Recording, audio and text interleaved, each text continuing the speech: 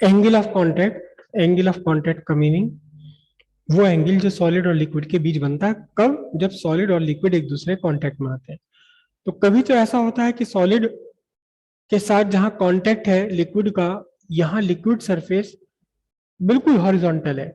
और ये केस बनता है हमारा किसके लिए? ये बनता है pure silver and pure water. Pure silver और प्योर वाटर जब एक दूसरे कांटेक्ट में आएंगे, या सिल्वर के कंटेनर में आप रखें पानी को, एक ग्लास है, चांदी का ग्लास है, चांदी की कटोरी है, उस चांदी की कटोरी ग्लास में आपने पानी भर लिया, और पानी भी आपका शुद्ध है बिल्कुल, और कां चांदी जिसका बना हुआ है बर्तन, ये भी बिल्कुल शुद्ध चांदी है। तो फिर आपका जो लिक्विड का लेवल है किनारों पर भी बिल्कुल फ्लैट रहेगा, हॉरिजॉन्टल रहेगा, वैसा ही जैसा कि बीच में है। लेकिन कुछ लिक्विड ऐसे होते हैं जहां लिक्विड और सॉलिड के जॉइंट पर लिक्विड थोड़ा सा किनारे से ऊपर चढ़ जाता है। कैसे? ये कब किस कंडीशन में होगा? ये आपका जो नॉर्मल कांच का ग्लास है, पानी पीने वाला नॉर्मल कांच का ग्लास है, इस कांच के ग्लास पर अगर आप देखेंगे ध्यान से, तो जहां पानी मिल रहा है कांच को, वह थोड़ा सा ये ऊपर की तरफ चढ़ जाता है, थोड़ा सा ये ऊपर राइज कर जाता है।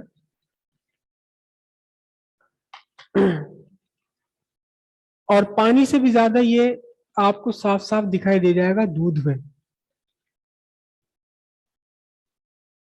आप दूध आप डालें, किसी भी कंटेनर में डाल लें आप, चाहे वो कांच का हो आपका ग्लास, या स्टील का ग्लास हो, या तांबे का हो, कुछ भी हो, आप देखना थोड़ा सा किनारों पर दूध के जो जो है, बिल्कुल जहां ये मिल रहा है दीवारों पर, थोड़ा सा ऊपर की तरफ चढ़ गया। ठीक है। कुछ सॉलिड में कभी ये कंडीशन बनती है, क्या कंडीशन बनती है? कि सॉलिड के साथ में जो लिक्विड है आपका, वो लिक्विड थोड़ा सा किनारे पर आकर दब जाता है। किनारे से दूर लिक्विड की सरफेस बिल्कुल फ्लैट है, हॉरिजॉन्टल है, लेकिन किनारे पर आकर लिक्विड थोड़ा सा दब गया। ये किस कंडीशन में बनता है?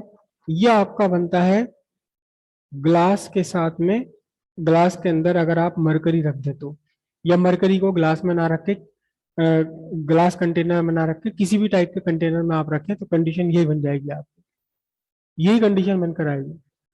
मरकरी थोड़ा सा किनारे पर अंदर की तरफ दबा हुआ होगा, जबकि पानी किनारे पर थोड़ा सा ऊपर की तरफ चढ़ा हुआ होता है।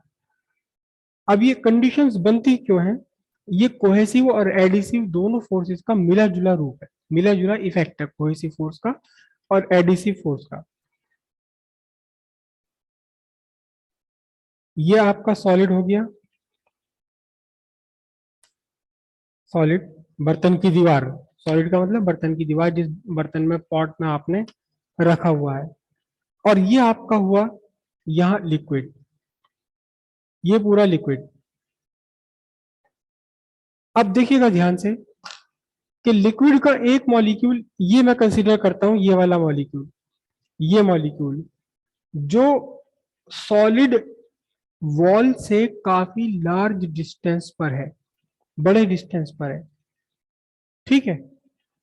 ये समझिए कि ये वाला मॉलिक्यूल सॉलिड के मॉलिक्यूल के स्फीयर ऑफ इन्फ्लुएंस के बाहर है।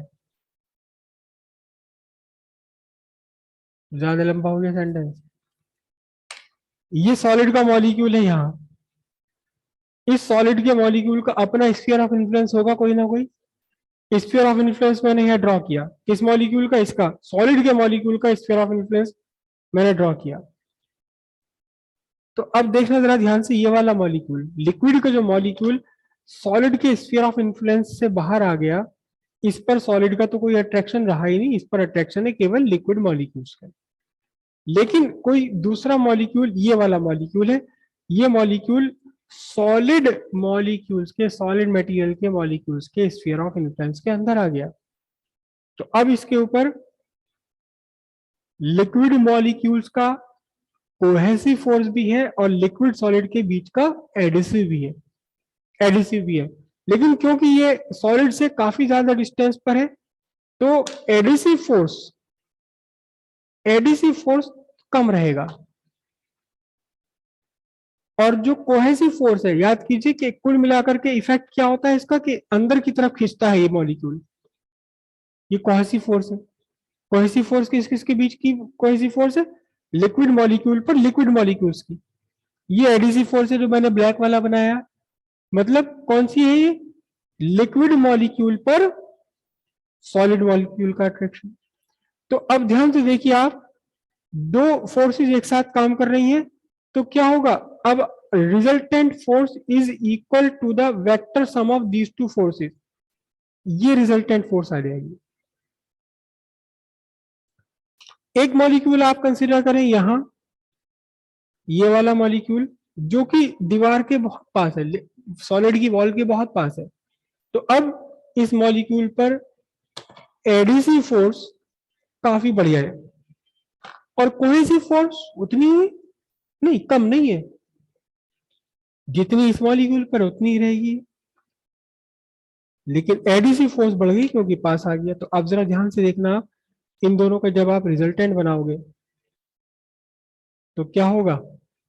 बात ध्यान से देखिए, ये रिजल्टेंट क्या है? मोर और लेस इनटू द लिक्विड, जो ग्रीन वाला एरो आपका बन रहा है। लेकिन यहां देखें तो ये रिजल्टेंट अब टुवर्ड्स द सॉलिड जा रहा है। एक मॉलिक्यूल अगर मैं और इसके पास कंसीडर कर लूं तो इस मॉलिक्यूल पर लगने वाला cohesive force, sorry adhesive force और स्ट्रॉन्गर होगा। और कोहेसिव फोर्स कितना होगा? कोहेसिव फोर्स तो उतना का उतना ही है, करेक्ट, इनटू द लिक्विड। और जब आप इन दोनों का क्या करेंगे, दोनों का रिजल्टेंट फाइंड करेंगे तो देखना जरा ध्यान से, अब ये और बड़ा और ज्यादा किसकी तरफ को आ गया? सॉलिड की तरफ। इसका रिजल्टेंट क्या बनने वाला है? इसका रिजल्टेंट ये बनने वाला है कि ये मॉलिक्यूल सॉलिड की तरफ अट्रैक्ट होते चले आएंगे। लिक्विड की तरफ अट्रैक्शन का कम है, सॉलिड की तरफ अट्रैक्शन ज्यादा है, और कुल मिलाकर के इसकी सरफेस साइड पर कैसी हो जाएगी? थोड़ी सी उठी हुई हो जाएगी। सिंपल सी बात यह है कि इन मॉलिक्यूल्स पर toward solid stronger force act कर रही है, toward solid stronger force act कर रही है, तो सॉलिड की तरफ खींचे चले आएंगे। किस केस में है ये उस केस में है, उस लिक्विड सॉलिड के लिए है जब adhesive force is much larger than cohesive force.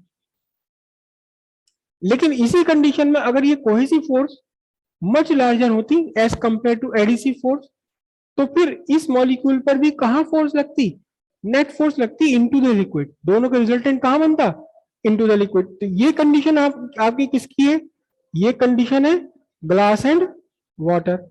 लेकिन अगर इसी इसी चीज को आप एक्सप्लेन करने लगे, किसके लिए एक्सप्लेन करने लगे? ग्लास और मरकरी के लिए। ये तो आपका हो गया ग्लास, और इसमें मरकरी के लिए अगर आप कंसीडर करें तो मरकरी के लिए आपकी जो कोहेसिव फोर्सेस है, cohesive forces much stronger than adhesive force. तो अब जैसे कि इन मॉलिक्यूल्स पर फोर्स लग रही थी कहां? टुवर्ड सॉलिड, तो net resultant force in molecules पर कहां आएगी? टुवर्ड्स लिक्विड आएगी। तो अब उस लिक्विड के अंदर की तरफ को फोर्स लग रही है, तो ये मरकरी इस सॉलिड वॉल से, इस दीवार से दूर जाने की कोशिश करेगा और क्या हो जाएगा? सरफेस इस बार उभरा हुआ कॉन्वेक्स सरफेस बन जाएगा, जबकि वाटर और ग्लास के लिए ये सरफेस कॉनकेव बन जाएगा, दबा हुआ सरफेस बन जाएगा। अब वापस यहीं आते हैं। एक लाइन आपने ड्रॉ की सॉलिड पर, एक लाइन आपने ड्रॉ की सॉलिड पर इनटू द लिक्विड, ये मैंने लाइन ड्रॉ की इनटू द लिक्विड, ठीक है, along the surface, along the surface of solid. इस पर भी आपने ड्रॉ कर लिया ये a line into the liquid along the surface of solid. यहां भी आपने वही लाइन ड्रॉ करी, a line into the liquid along the surface of solid. इसके बाद आपने क्या काम किया? अब कांटेक्ट पॉइंट पर, this is a contact point, this is contact point, contact point पर आपने एक लाइन ड्रॉ कर ली touching the surface of liquid. Tangent to the surface of liquid. यहां आपने एक लाइन ड्रॉ कर ली tangent to the surface of liquid. यहां आपने एक लाइन ड्रॉ कर ली कैसी, टच करती हुई, tangent to the surface of solid. इन दोनों के बीच जो एंगल बना, this is called angle of contact. This is what, angle of contact. क्या है angle of contact? Angle of contact is the angle between a line along the solid surface into the liquid at point of contact to other line tangent to the surface of liquid at the point of contact। point of contact पर आपने बनाई क्या,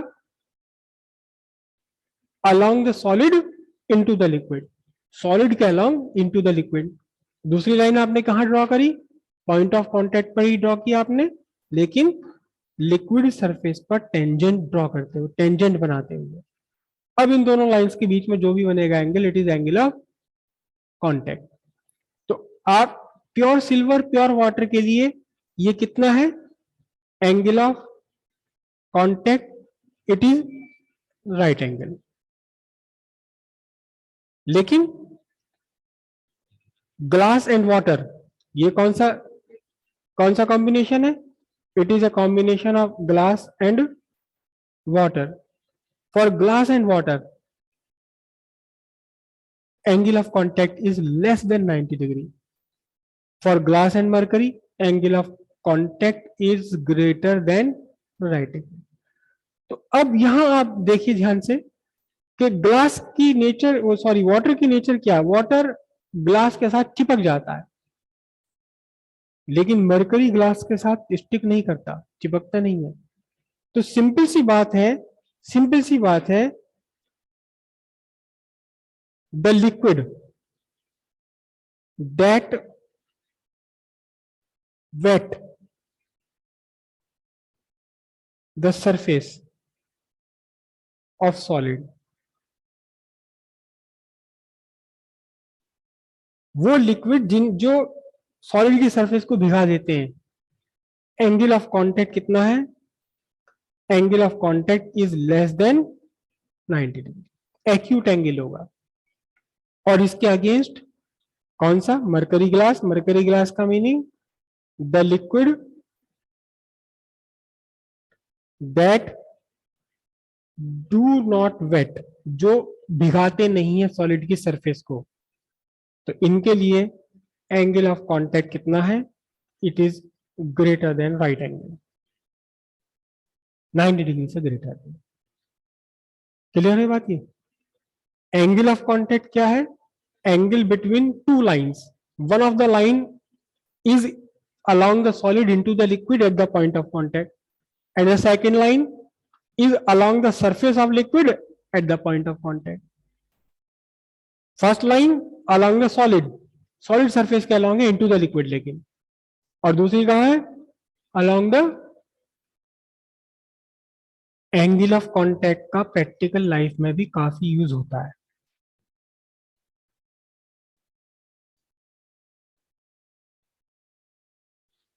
कहां इसका use होता है,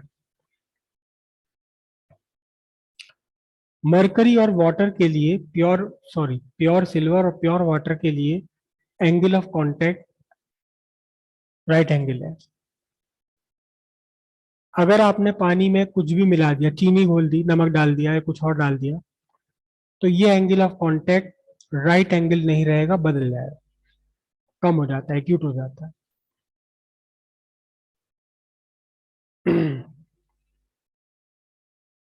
अगर हमारे देश से प्रधानमंत्री कहीं जाएंगे बाहर विदेश, भले ही वो किसी की दावत में जा रहे हो,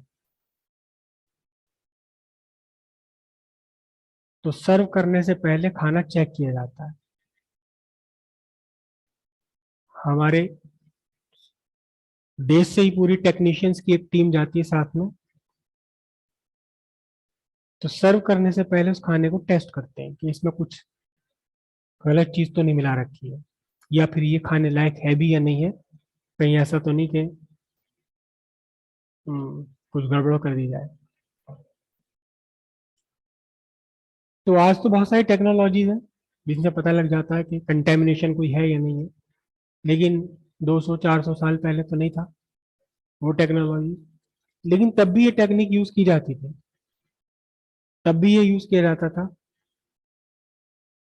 दूसरे देश में कोई गया है तो कैसे वहां का खाना खाना खा ले बिना चेक किए। तो एक तो सिंपल तरीका ये होता था, जिसने खाना बनाया पहले उसे खिलाओ बिठा के, खा भाई, उसी प्लेट में से खा जिस प्लेट में से मैंने उतार रखा है, जिस प्लेट में जिस थाली में मैंने ले रखा है इसमें से खा, पहले खा के दिखा। 5 मिनट, 10 मिनट, 15 मिनट कुछ नहीं होता होता तो ठीक है खा लो खाना। नहीं, ठंडा तो नहीं होगा, गर्म रखने की तो जिम्मेदारी उसकी है ना, जिसने मेहमान बुलाया है, तो मेजबान की जिम्मेदारी है गर्म रखने की तो। तो पानी पीने के लिए जब दिया जाता था तो राजे महाराजे बड़े लोग चांदी के गिलास में पानी पिया करते थे, चांदी के बर्तन में पानी पिया करते थे, चांदी के बर्तन में खाना खाया करते थे। तो उसका रीजन वो लग्जरी नहीं था। चांदी के बर्तन में आप पानी पियोगे तो है तो वो पानी, वो तो लस्सी थोड़ी ना बन जाएगा। तो वो कोई लग्जरी नहीं था, उसका रीजन ये था। राजा जी के साथ में उनका टेक्नीशियन है, पानी ग्लास में डाला, उन्होंने देखा एंगल ऑफ कांटेक्ट 90 डिग्री आ रहा, ठीक है ठीक पी लीजिए आप इसे, ठीक है इसके लिए। और जब देखा कि एंगल ऑफ कांटेक्ट बदल गया, नहीं महाराज इसमें कुछ गलत है, कुछ गड़बड़ है, बुला लो, जिसने सर्व किया उसे बुला लो, भी पी के दिखा दे इसे पहले। तो एंगल ऑफ कांटेक्ट का यूज किया जाता था, आज भी यूज किया जाता है। आपकी नॉलेज में अगर कोई ऐसे हो काम करने वाले जो बरसों से, सालों से, 20-30 साल से दूध का काम कर रहे हैं, वो गिलास में दूध लेके बता देंगे इसमें पानी मिला हुआ, या वो गिलास में देख के बता देंगे कि इसका टेस्ट तो 60 आवेगा। आ ही नहीं सकता इसका टेस्ट तो 60, निकाल के दिखा देते मेरे सामने, 50 से ऊपर का ही नहीं है दूध। वो गिलास में रहते ही हिलाते हैं, पता लगा देते हैं कैसे। तो वो सरफेस टेंशन है, एंगल ऑफ कांटेक्ट है।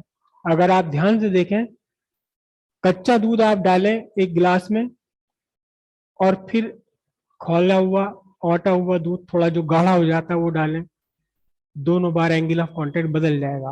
आप अगर ध्यान से ये ऑब्जर्व कर सके, कांच की गिलास में ऑब्जर्व हो जाता है आराम के साथ में, तो एंगल ऑफ कांटेक्ट बदल जाता है। और अगर आपने पानी मिला दिया दूध के अंदर तो फिर एंगल ऑफ कांटेक्ट और बदल जाएगा। कितना बदल जाना है, क्या हो जाना है एंगल ऑफ कांटेक्ट, वो उन्हें एक्सपीरियंस है, काम करने वाले उन्हें, हालांकि उन्होंने एंगल ऑफ कांटेक्ट नहीं पढ़ा, लेकिन उन्हें पता है कि दूध में अगर पानी मिला दिया तो किनारों पर ये ऐसा दिखाई देगा। अगर दूध 70 के टेस्ट का है तो किनारों पर कुछ उसका बदला हुआ दिखाई देगा, शेप उसका रूप। एंगल एंगल ऑफ कांटेक्ट के बहुत प्रैक्टिकल यूज होते हैं बहुत सारे। और अभी आप प्रैक्टिकल करेंगे केमिस्ट्री में, उसमें दो इंस्ट्रूमेंट आप यूज करेंगे, burette and pipette. Pipette and burette आप यूज करेंगे, उसमें आप करेंगे आप आगे ब्यूरेट। तो वहां आपको एक रीडिंग लेनी होती है, एक रीडिंग आपको लेनी होती है। तो जब भी आप प्रैक्टिकल करेंगे आपको इंटेंशनली कहा जाएगा देखना नीचे वाला टच होना चाहिए, नीचे वाली साइड। उस ब्यूरेट में क्या रहता है, आपका एक ट्यूब है, ट्यूब मिलेगी आपको जब आप करेंगे उसे प्रैक्टिकल को टाइट्रेशन में। ये लंबी सी ट्यूब और थोड़ा सा यहाँ इसका फूला हुआ पार्ट होगा ये, और फिर यहाँ आकर के ये पतला हो जाता है। तो यहाँ एक निशान लगा होता है, यहाँ इस पर एक निशान लगा होता है और इस पर लिखा 100 ml। मतलब यह है कि इसके अंदर आपने कोई भी लिक्विड भर लिया इस निशान तक तो वो 100 ml होगा, करेक्ट। लेकिन जब आप इसमें पानी पानी या पोटेशियम परमैंगनेट का सोल्यूशन आप इसमें भरेंगे तो पता ये लगेगा कि इस ट्यूब के अंदर वो फ्लैट है ही नहीं। इस ट्यूब के अंदर कैसा है, वो सरफेस कर्व्ड है। इस ट्यूब के अंदर सरफेस कैसा है, सरफेस फ्लैट है ही नहीं, तो वो कर्व्ड है। तो आपसे बार बार कहा जाएगा कि जो कर्व जहां नीचे टच कर रहा है इस लाइन को वहां तक आप भरना है इसे। ऐसा ना हो कि आपने कहां तक भर लिया, आपने यहां तक भर लिया कि लो टच तो हो ही गया, हो गया ना, ठीक। लेकिन वो एक दो बूंद में ही आपकी रीडिंग में डिफरेंस आ जाएगा, एक दो बूंद में डिफरेंस आ जाएगा। ठीक है, तो एंगल ऑफ कांटेक्ट और इससे हमें बहुत सारे प्रैक्टिकल्स में हेल्प मिलती है।